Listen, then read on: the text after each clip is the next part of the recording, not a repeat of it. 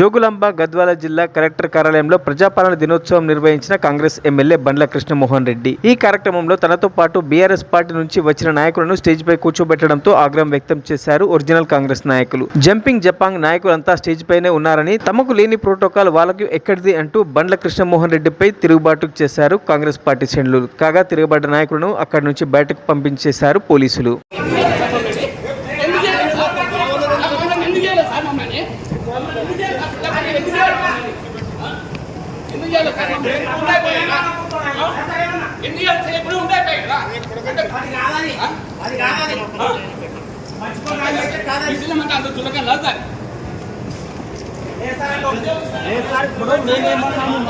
పద్ధతిగా ఏమన్నా చూడండి.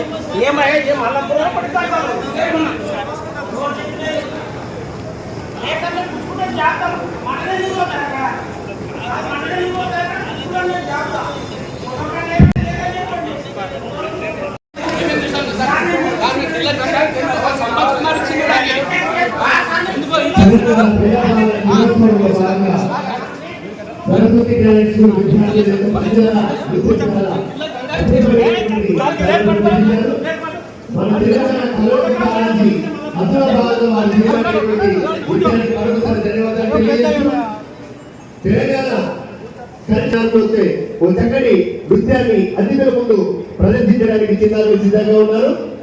మరొకసారి వారికి సాదర స్వాగతం పలుకుతూ